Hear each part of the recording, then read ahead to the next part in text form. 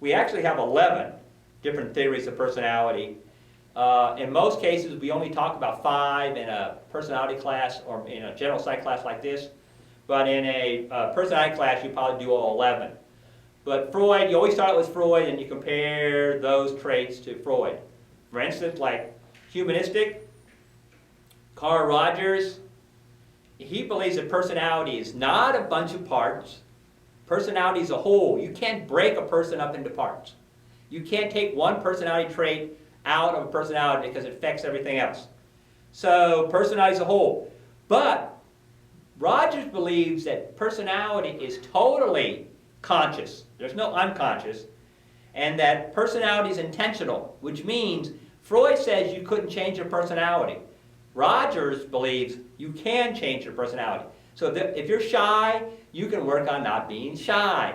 If you're not social, you can work on being social. So you can change your personality. So personality you can control to some extent. Personality is developed by your self-concept, the way you view yourself. It's how you see yourself. And unfortunately, a lot of you don't see yourself as positively as you should. One of the biggest problems I have sometimes with my students is that they have a lot of positive traits, but they don't see them in themselves. So how you see yourself affects your personality. And what we have is psychological tension. Psychological tension is when your behaviors do not match how you see your personality. So if you see yourself as super smart and your GPA is .001, we have a problem. And if you see yourself as super sociable but you have no friends, we have a problem. So that psychological tension is when your behaviors don't match how you behave or how you see yourself. So those have to match. If that matches, that's your personality. Now we look at behaviorists.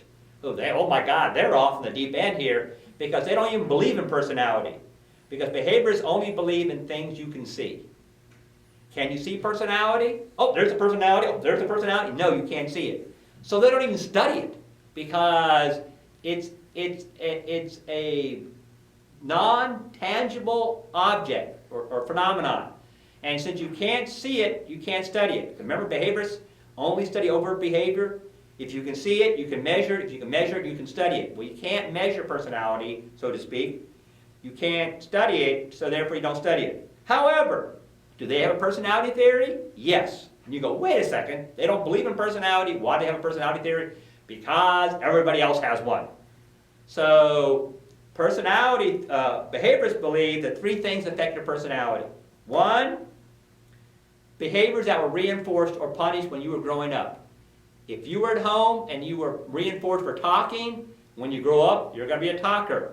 If at home you're punished for talking or saying things, then you may be very quiet because behaviors that were punished or reinforced as a child. The second thing is your environment. Remember, behaviorists believe your environment controls everything. So some of you are very shy, but around your friends, you are very outgoing because of the environment. If you went to a room full of people you don't know, because of the environment, you might be very quiet. If you went to a room full of people all you know, you better be very talkative. So the environment controls your behavior. And the third thing is past associations. How we associate certain behaviors with certain things. When I say the golden arches, you probably think of McDonald's. That's the kind of association. We have those like on personality. Certain things, certain songs make us happy. Certain pictures make us sad or happy or whatever. So these are associations. Now the fourth type of way of looking at personality is trait theory. And trait theory is kind of neat because all these inventories that we're going to take in class are all trait theories. And trait theory is very simple. Trait theory believes that you have traits that are consistent over time and place. If you're honest, you're honest 24/7. An honest person is not dishonest for 5 days a week and honest for a weekend. So a trait is consistent over time and place, meaning that no matter what the situation, that's the personality that you're going to display. If traits are consistent over time and place, we can measure them. And so trait theory has all these little inventories You know, kind of like the Myers-Briggs or the MMPI or all these little personality inventories people take, because they're trying to measure these traits. If these are constant, then we can measure them. If we can measure them, then we can study them. The father of trait theory is Cadell, because he developed the 16 PF, 16 personality factors. And he says these 16 personality factors are the major personality factors that a person has in their personality. We're going to look at this later, and it's kind of interesting that Allport did I guess he was bored for one weekend or something, and he looked through the dictionary and he came up with 19,571 different personality traits. And through factor analysis, Cattell broke those down into 16. And the 16 PF, 16 personality factor, is the most used personality inventory for healthy people. Let me say that again, healthy people. And because we're going to have an inventory for unhealthy people. And it's used for people for dating. You know, the eHarmony is based on the 16 PF. For jobs, for vocations, it's used a lot. Matter of fact, Auburn University and Princeton University are using the 16 PF as part of their selection for the freshmen coming into the college. You would think, wait a second, that's a person that has what's to do with academics, their GPA, and your test scores. Well, have you ever been to Auburn, Alabama? Auburn, Alabama is a cute little town of 3,000 people. What Auburn University discovered was some people cannot function in a small southern town.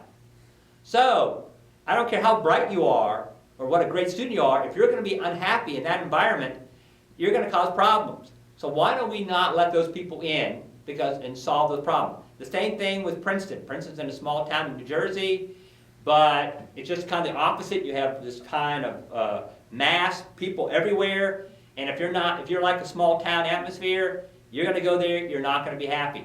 So the fact is they use the personality inventory to help them select the candidates. So when they come down to a choice between A and B, they're going to look at the 16 PF and say, oh, that person would be much happier here than not. It's just like here at William Woods. Fulton is a nice small town, but it's a small town. People from St. Louis or from big cities sometimes have a hard time here because we don't have 25 restaurants or 40 movie theaters or all kinds of different kind of bars and social events. So if you're unhappy here, then you're unhappy at home, in your dorm room, you're unhappy with other students, and it causes some things. So why don't we try to make sure those students go to a school that best fit their personality? So the 16 PF is really used quite often to measure personality. So those are the 5 different theories of personality.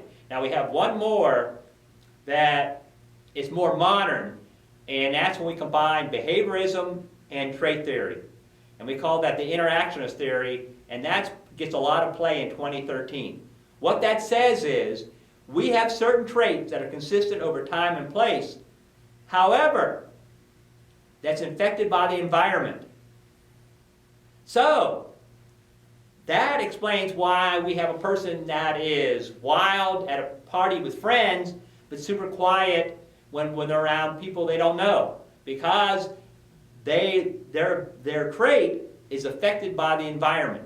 So they're consistent most of the time, which means around their friends they're outgoing, positive, happy, talkative.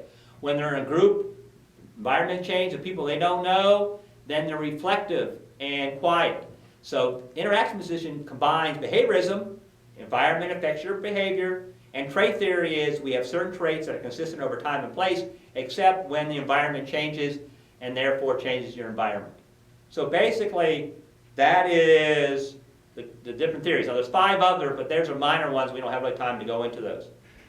Now, we can measure personality 3 different ways. One, we can measure personality through observation, which behaviorists do. You can observe people. If you've ever been to Disney World, Las Vegas, oh man, this is great places to observe people. I can sit on a bench and just watch people at Disney World. You see 80-year-old men with their wives, have Mickey Mouse ears, and they're just happy, of course, happiest place on earth, if you have the money, of course. But the fact is that you can observe people. And Vegas is the same way, or other places. So you can observe people. For instance, what you wear, the car you drive, the music that you listen to, all those things determine your personality. So, for instance, I went to a conference one time, and they had a profile from the FBI. And what they didn't tell the people was that for the people that were helped set up the conference, they went and got their garbage, and they brought it on stage, and he went through the garbage, and he wrote on this overhead all the personality traits that he got from this garbage, he figured out from this garbage. And the honest truth is, it's amazing that he asked the people, does anybody know who these people are? And people picked them out. Just from the observation of the stuff. It was a really amazing thing to me to see that actual process. The other thing that we can do is we can interview people. Oh my God, we can ask them. You know, does this make you happy? Does this make you sad? So the fact is that we can have interview and we can ask them. The problem with interviews is sometimes people don't always tell us the truth, but if we pair that with observable data, then we can get a better look at that. For instance, when I talk about observational data again, if you went into a conference room where there was smoking allowed and the ashtrays were full, you could tell that it was probably really stressful because people were smoking because the meeting was really stressful. You know, people like me who have these little crow feet, because they smile a lot, I'm a pretty happy person, obviously you can tell by that. So the University of Delaware has a machine they invented that you can put in a test and it'll tell the professor how stressful the test was. So he or she will know if the test went well or not.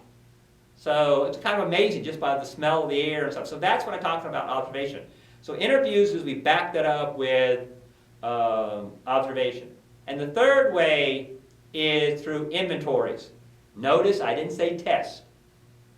A test means you can't take a personality test because a test means you can flunk. You can't flunk a person. Everybody has a personality.